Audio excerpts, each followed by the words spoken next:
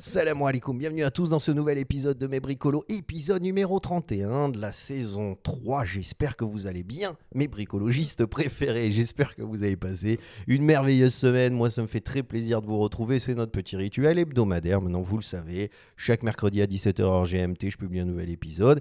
Et dans ces épisodes de Mes Bricolos, on prend le temps.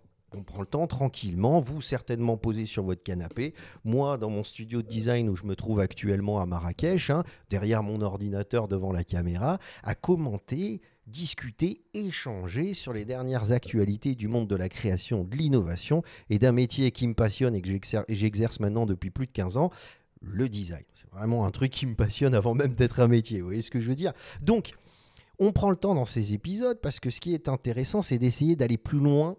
Vous voyez ce que je veux dire que d'écrire l'objet. C'est d'essayer de comprendre la démarche du designer, la démarche des designers, comment ils ont pensé l'objet, quelles ont été leurs visions, etc. Et ce qui est intéressant des fois, c'est de comparer ces visions. Alors évidemment, là, ce qu'on va faire, c'est qu'on va faire un exercice, c'est qu'on va comparer deux visions qui sont diamétralement opposées. La vision de Citroën pour les voitures électriques et la vision de Mercedes pour les voitures électriques. Parce qu'ils ont sorti leur prototype la même année. Un pour le mondial de l'auto et l'autre, je crois que c'était à Las Vegas pour l'événement sur les nouvelles technologies qui a généralement lieu, je crois que c'est en janvier-septembre.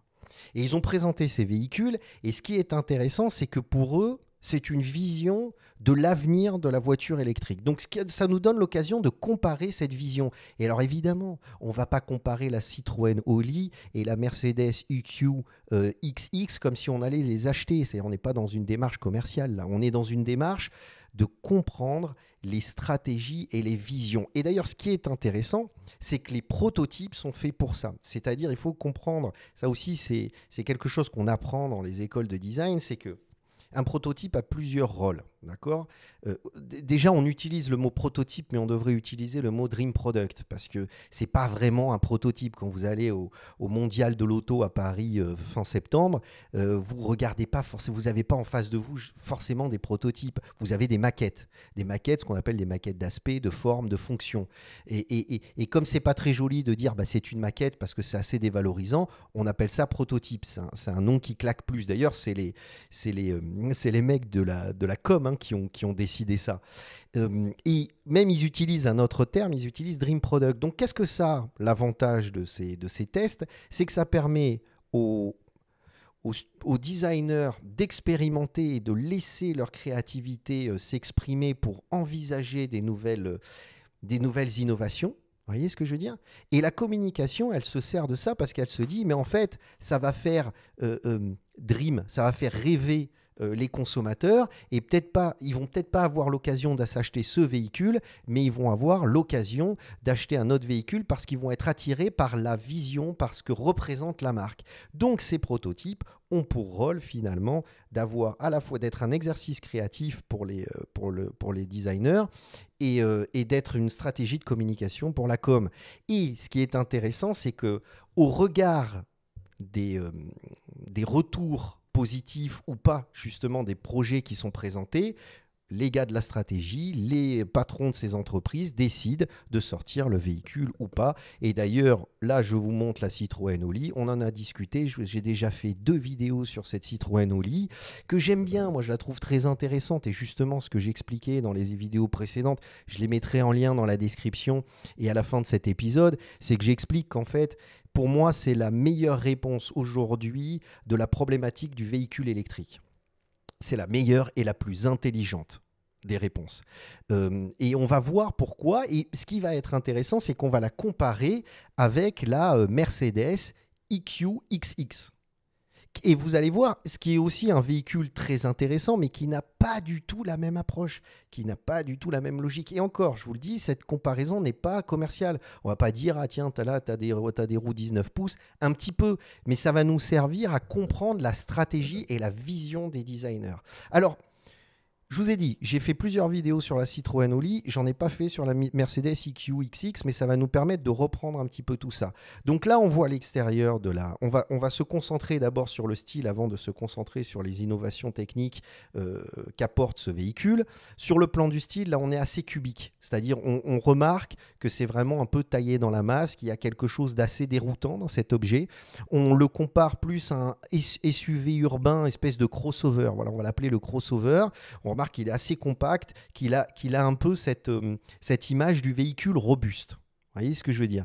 Et d'ailleurs, ce qu'on pourrait dire, c'est qu'il ne donne pas forcément l'idée d'un véhicule électrique. Il n'exprime pas à l'extérieur, dans l'objet qui est présenté, il n'exprime pas la voiture électrique forcément.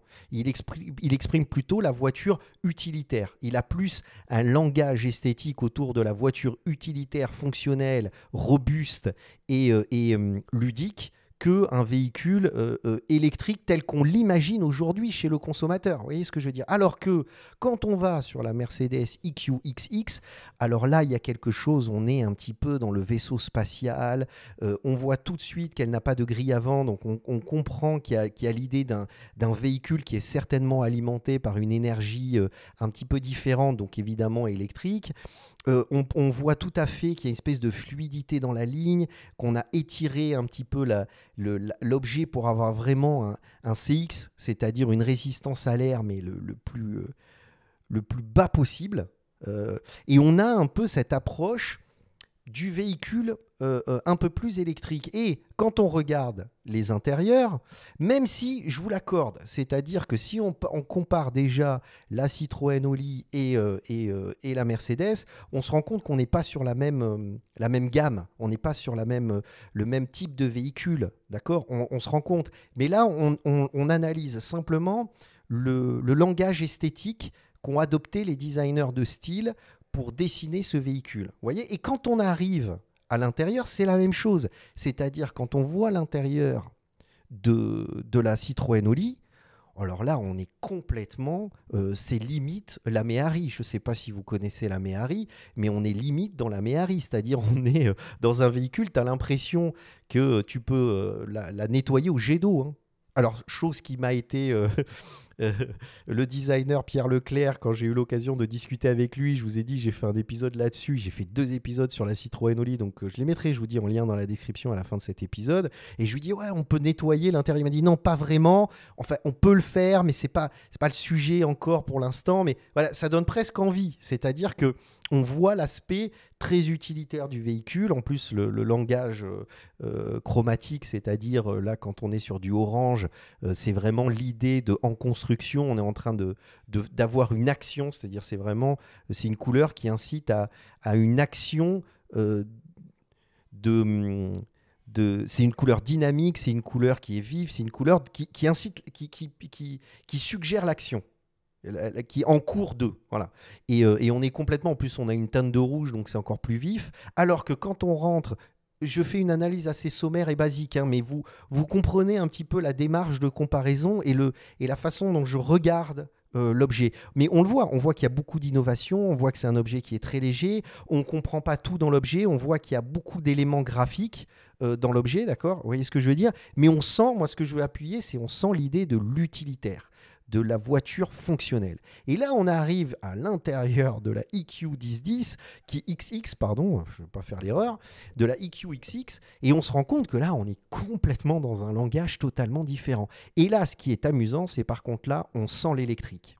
On sent que là, ça y est, autant à l'extérieur, on avait peut-être un doute, un petit doute, on se disait tiens c'est bizarre, ça m'a l'air plus d'être une voiture électrique qu'une grosse berline, mais là on est plus dans la voiture électrique à 100%. Le bleu, déjà la couleur bleue, qui est une couleur froide, à l'opposé justement des voitures thermiques qui ont juste comme c'est un moteur à explosion, on va plus vers une couleur qui est chaude, alors que quand on parle d'électrique, on va plus vers une couleur froide.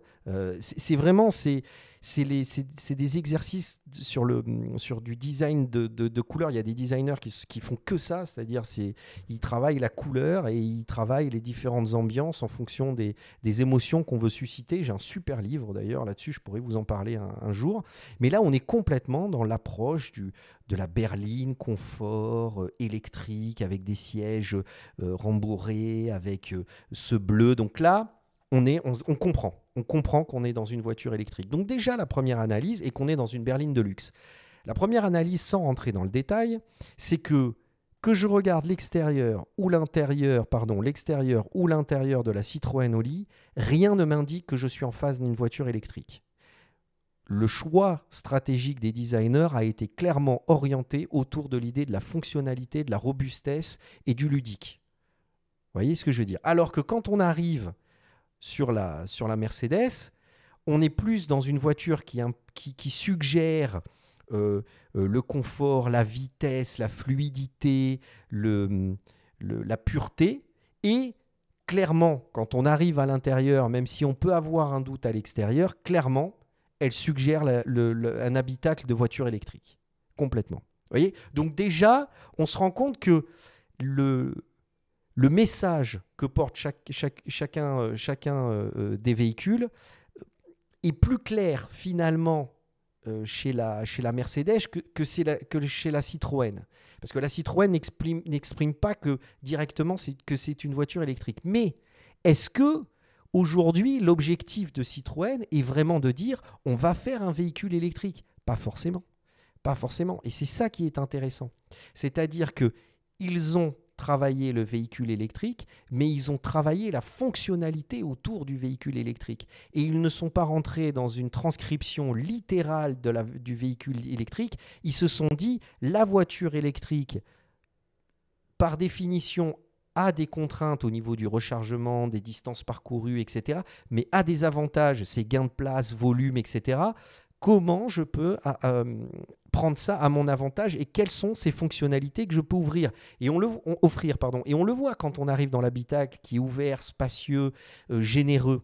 D'accord? Mais on remarque quand on rentre dans le détail qu'on n'a pas de poignée de porte, qu'on remarque que c'est une structure relativement basique et on sent qu'il y a une idée de gain de poids et une idée d'efficacité. C'est-à-dire que le langage de la Citroën Oli est vraiment tourné sur l'efficacité d'usage, l'ergonomie, la fonctionnalité, la légèreté, la fonctionnalité. Voilà. Si je dois regrouper tout ça, c'est vraiment l'idée de la fonctionnalité et de la robustesse. Alors que chez Mercedes, eh bien, on remarque une chose quand on rentre dans le détail, c'est qu'aussi qu'on n'a pas de poignée de porte. Alors là, ça devient plus problématique. C'est-à-dire, tu vois, tu as des languettes en cuir.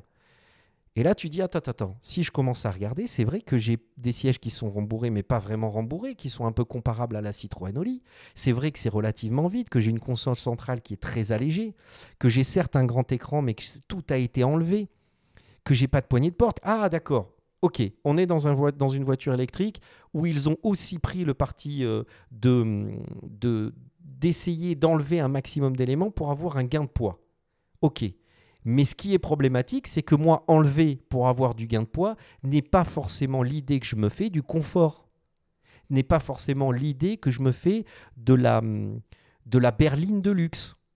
Vous voyez ce que je veux dire? Donc déjà, je trouve que même sur un premier abord, le message est plus clair chez Mercedes que chez Citroën.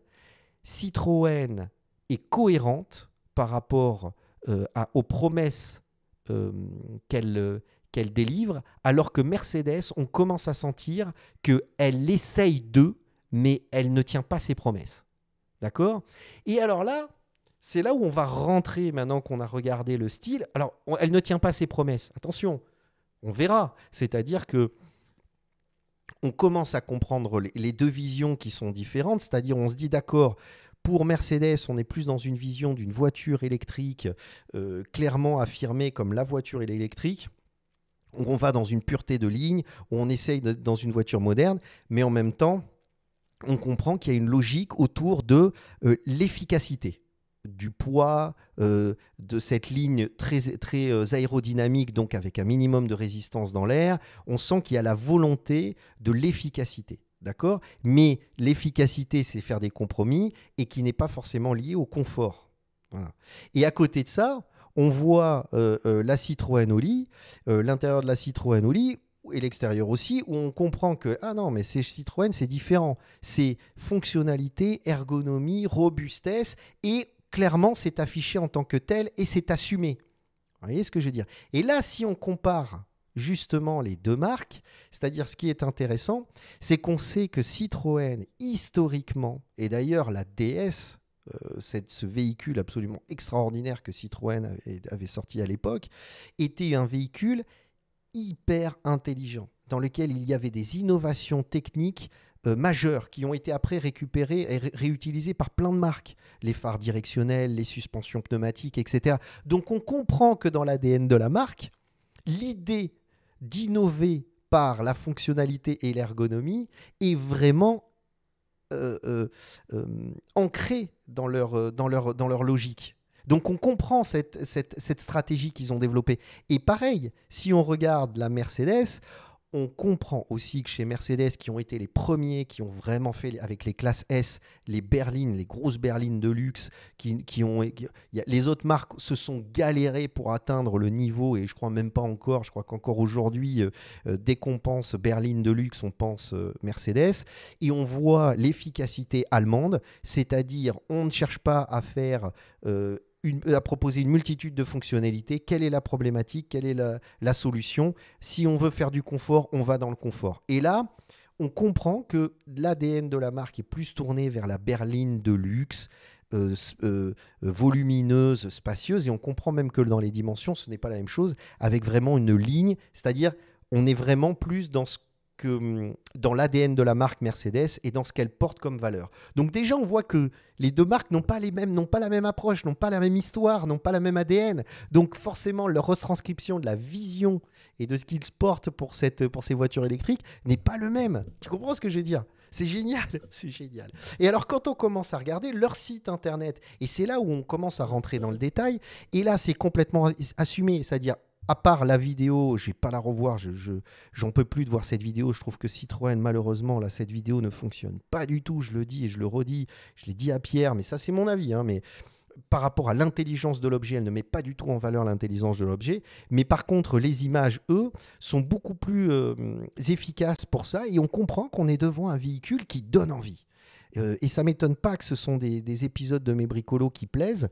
Parce que vraiment, on se dit, OK, là, ça donne envie. C'est-à-dire, tu as envie de voir le produit, tu as envie de le manipuler, tu as envie de le tester. Tu comprends ce que je veux dire ? Ça te donne envie de manipuler l'objet. Il est beau, il est intéressant. Regarde avec les enceintes que tu sors et que tu rentres. C'est-à-dire, il tient ses promesses. Il donne envie d'être manipulé, d'être utilisé. Donc, on est complètement... Oh non. Pause.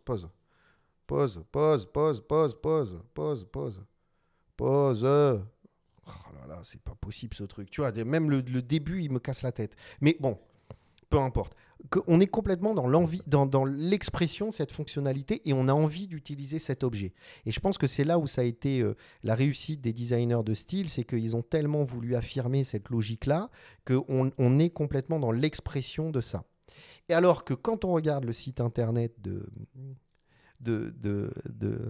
EQXX, la Mercedes EQXX, alors là, c'est complètement différent. Là, c'est la pureté de la ligne. On est vraiment dans un véhicule complètement... t'as l'impression que c'est une goutte d'eau, quoi. D'accord, ils ont même utilisé Nick De Vries, qui est maintenant pilote F1 depuis cette année, pour conduire le véhicule, mais qui était réserviste chez Mercedes. Et donc, tu vois, ils sont époustouflants et tout. Et là, quand on commence à regarder le détail, eh bien, on comprend sur leur site internet que l'objectif de Mercedes, c'est de faire une voiture très légère avec un CX, mais de base, c'était super minimum, ce qui n'est pas du tout le CX de la Citroën Oli, elle doit être à 10, mais le CX de la Mercedes est de 0,17. Autant te dire que c'est une goutte d'eau, hein, ça fend l'air, tu vois ce que je veux dire. Donc tu comprends, c'est-à-dire l'objectif de Mercedes, c'est de dire, c'est simple, on est sur un véhicule électrique. La problématique des véhicules électriques, c'est qu'elles ne sont pas efficace et pour pouvoir faire des longues distances et éviter, parce qu'il faut mettre du temps pour recharger une batterie, un peu de temps pour recharger une batterie, ce qu'on va faire, c'est qu'on va mettre une grosse batterie, mais par contre, tout le reste, on va alléger le véhicule au maximum et on va lui faire un minimum de résistance à l'air pour avoir une voiture la plus efficace possible qui puisse parcourir une distance la plus importante, d'accord, la plus grande, d'accord. Mais après, tu remarques des choses. C'est-à-dire, tu dis, OK, moi, il n'y a pas de problème et ça fait des sacrifices. Et d'ailleurs, c'est confirmé par les chiffres. On a un véhicule qui fait quasiment 5 mètres, là. Elle fait plus de 4,70 m. Elle fait plus de 4,70 m, d'accord. Et forcément, comme elle fait 4,70 m, son encombrement est gigantesque. Gigantesque. Alors que si on la compare avec la Citroën Oli, quand on regarde le site internet et qu'on compare le véhicule, oh là là, mais arrête avec cette musique. Quand on compare le véhicule, on se rend compte qu'il est beaucoup plus compact. Et effectivement, il fait un peu plus de 4 mètres. Je crois que tu as plus de 50 cm de différence entre la Citroën Oli et la Mercedes EQ10 XX. Il faut que j'arrête de dire 10-10, moi. D'accord ? Donc déjà, tu dis, OK, donc ils peuvent aller très loin, mais j'ai pas intérêt à savoir ce véhicule en pleine ville, parce que là, je vais me galérer avec un véhicule comme ça. Et quand tu compares, après avoir compris ça, l'habitabilité, tu te dis, mais finalement, quand tu vois la ligne du toit, parce que ça, c'est une 3D, mais c'est pas comme ça, hein, c'est pas ouvert comme ça. Quand tu compares la ligne de toit, tu te dis, mais attends, mon lapin, là, ça doit être horrible des passagers arrière, parce que quand tu vois la ligne de fuite qui est imposée par le fait que si tu cherches à faire un véhicule qui ait un taux de pénétration dans l'air le plus bas possible, tu es obligé de complètement coucher le véhicule. Mais là, derrière, tu n'as pas du tout le passage au niveau de la tête est anecdotique et très gênant. Et d'ailleurs, ça se voit, tu as le retombé du pare-brise et du plafond et des montants du véhicule qui sont vraiment... Ça tombe très rapidement. Donc derrière, ce n'est pas confortable. Ce ne sont pas 2 places arrière qui sont vraiment confortables. Tu n'as même pas de 3e place. Donc certes, tu peux faire 1000 km avec le véhicule comme indiqué, mais le problème, c'est que tu ne fais pas 1000 km à l'arrière de ce véhicule. Alors que la Citroën Oli, pour le coup, on a un habitacle qui est spacieux, qui est large, dans lequel tu as vraiment une habitabilité. Tu as aussi 2 places à l'arrière, hein, ça c'est clair, mais tu as 4 mètres. Et tu as un coffre qui est beaucoup plus grand, et tu as une zone de rangement qui est plus intéressante, etc. Par contre, effectivement, tu n'as pas de pénétration dans l'air. Mais pourquoi ? Et c'est là où, quand on commence à regarder plus en détail, et là je vais aller sur les sites internet qui ont parlé des véhicules, quand on commence à rentrer plus en détail, on a parlé de la taille, mais on va parler de la batterie. C'est-à-dire qu'on est sur une batterie de 40 kWh pour une autonomie théorique de 400 km, avec une vitesse maximum de 110 km. C'est-à-dire là, tu commences à comprendre, tu te dis, mais en fait, Oli, leur objectif, c'est de faire un véhicule compact avec une batterie très légère, parce que les batteries coûtent cher et sont très lourdes, et avec une batterie donc petite, une petite batterie de 40 kWh. L'avantage d'avoir une petite batterie, c'est que tu la charges très rapidement. Parce que la batterie, c'est ce qu'ils disent, hein, en 20 minutes, tu recharges 80% de la batterie. Enfin, tu passes de 20% à 80%. Donc, tu recharges 60% en 20 minutes, ce qui est génial. Donc, eux parient plus en se te disant, tu ne vas pas faire des grandes distances. Allez, on va dire que tu vas faire 300 km. Par contre, 300-400 km. Par contre, comme c'est un véhicule qui est plus tourné autour de urbain, périurbain, etc. L'avantage, c'est qu'elle est compacte, donc facile à garer, il n'y a pas de problème. Tu peux mettre ce que tu veux, tes courses dedans, c'est très fonctionnel et ergonomique. Et comme on va plutôt privilégier le moment où, tiens, tu vas faire du shopping, tu branches ta voiture, 20 minutes après, tu as fini, même pour acheter 3 tomates, tu rentres dans la voiture, elle est déjà à 80%. Donc en fait, c'est plutôt sur des trajets courts et moyens dans lesquels tu peux avoir l'occasion de recharger ta voiture plus souvent, mais en même temps, ça va recharger beaucoup plus rapidement. Donc, tu ne sentiras pas le fait d'avoir la contrainte d'une voiture électrique. Alors que quand tu passes chez Mercedes et la EQXX, là, c'est différent parce que tu es sur une batterie qui fait plus de 100 kWh, d'une capacité de 100 kWh. C'est-à-dire que tu es 2,5 fois plus grand, plus important que la Citroën Oli. Tu comprends ce que je veux dire? Donc 100 kWh, ça veut dire que tu ne la charges pas en 20 minutes. Tu ne vas pas de 20 à 80% en 20 minutes. Ça, c'est pas vrai. Il faut une charger une nuit entière. Parce que même plus la batterie est grande et ta voiture est plus lourde. Elle doit être forcément beaucoup plus lourde. Je crois que j'avais le poids. Voilà, elle fait 1755 kg. Elle fait plus de 700 kg de plus que la Citroën Oli. Parce que la Citroën Oli, on arrive à 1000 kg. Tu comprends ce que je veux dire? À 1 tonne. Elle fait 1 tonne tout rond. Et l'autre, elle est à quasiment 2 tonnes. Parce qu'elle a une batterie qui est 2,5 fois plus importante. Et aussi, la batterie, c'est ce qu'il y a de plus cher dans le véhicule. Donc aussi, ce que tu comprends, c'est que tu comprends que dans le commerce, la Citroën Oli, elle va coûter pas cher. Elle va pas du tout coûter cher. Elle va coûter certainement, je veux pas m'avancer, mais je pense qu'elle va coûter dans les 20 000 euros. Alors que là, la Mercedes, elle est plutôt dans les 100 000 euros. C'est-à-dire, pour le coup, c'est pas 2,5 fois le prix. C'est exponentiel. Ce sera 5 fois le prix de la Oli. Donc tu te rends compte que finalement, qu'est-ce qui est dit en fait? C'est que finalement, quand tu regardes les images, que tu regardes au début le design, tu te dis, mais moi, la Mercedes, elle a plus de promesses de la voiture électrique. Elle me parle plus, l'intérieur. Tu vois, elle a plus de promesses et elle me parle plus entre l'intérieur et l'extérieur de cette idée de la voiture électrique que la Citroën Oli, qui a une approche plus fonctionnelle et ergonomique et citadine. Mais en même temps, tu te rends compte que dans les chiffres, la Citroën Oli, si tu creuses un petit peu, est beaucoup plus intéressante, que ce soit sur le prix, sur l'ergonomie, sur la fonctionnalité et sur l'idée même de la voiture électrique. Tu comprends? Et c'est là où tu as deux visions qui sont différentes. Alors après, ça peut être discuté. Moi, j'attends dans les commentaires. Non, mais Younes, la Mercedes, tu vas voir, c'est un truc de dingue, etc. Elle permet de faire ci, elle permet de faire ça. Mais aujourd'hui, dans l'idée du véhicule électrique, le parti pris qu'a eu Citroën de dire on n'a pas besoin, on va pas faire une surenchère. Ça me fait penser un petit peu quand l'iPhone est sorti.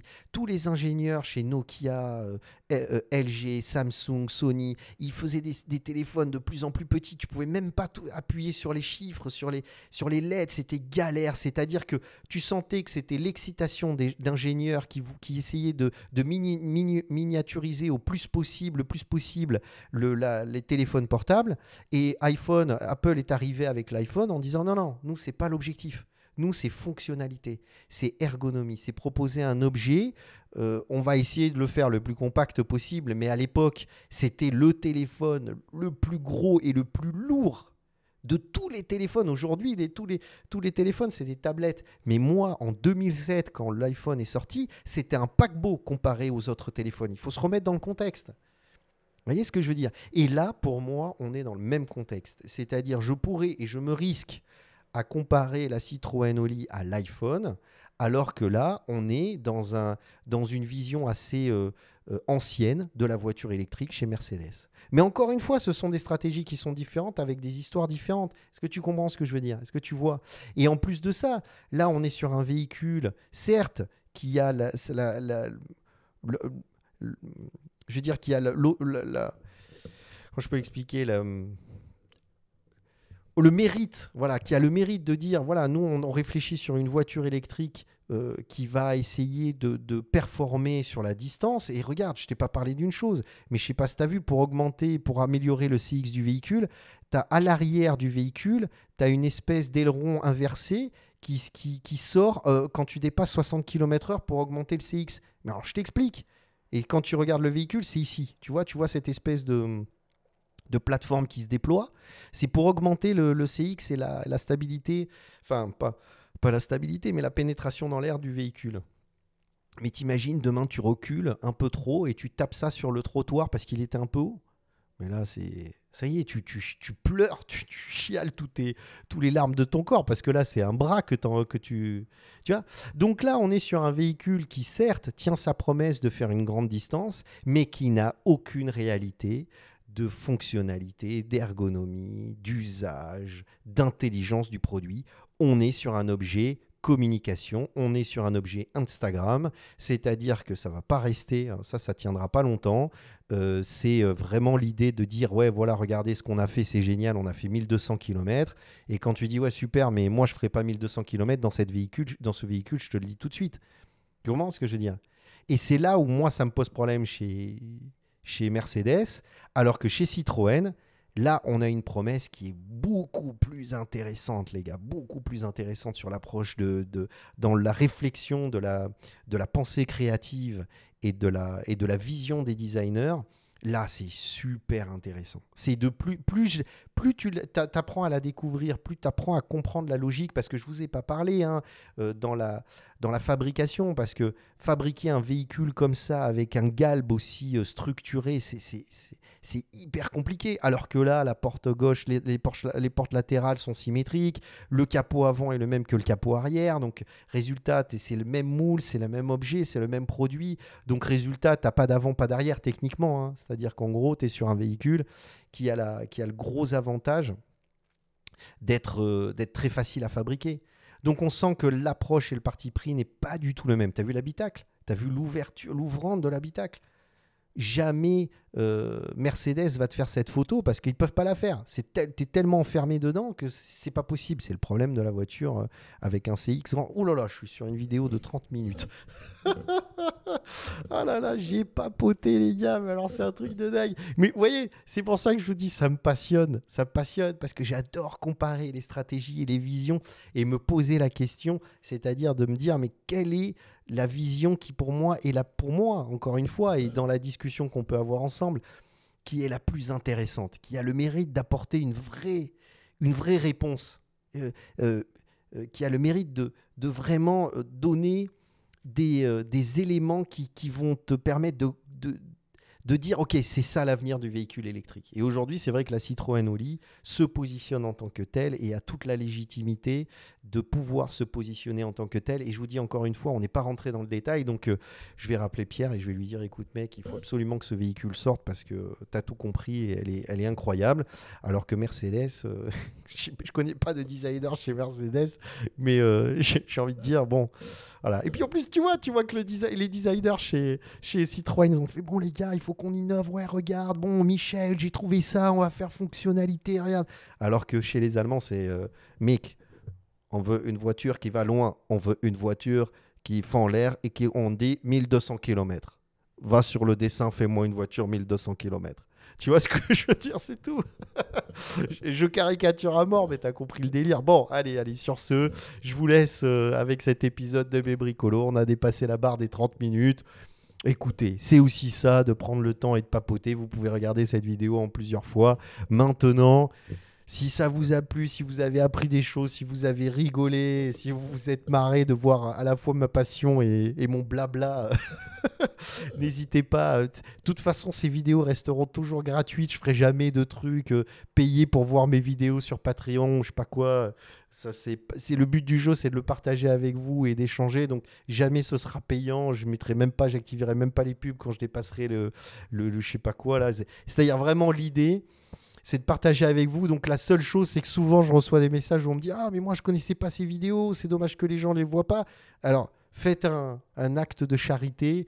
Likez, abonnez-vous et partagez cette vidéo. Ça va permettre à des gens qui n'ont pas eu l'occasion de voir ces vidéos de se dire « Ah, c'est intéressant, super !» Et c'est le fait que les algorithmes le mettent en avant, ça m'a fait découvrir ces épisodes. Et puis en même temps, ça montre que vous soutenez le projet. Ça me fait toujours très plaisir. Et c'est une façon de récompenser d'une certaine façon le travail réalisé. Bon, allez, sur ce, j'arrête de papoter. Ça m'a fait plaisir de passer ce petit moment avec vous, les gars.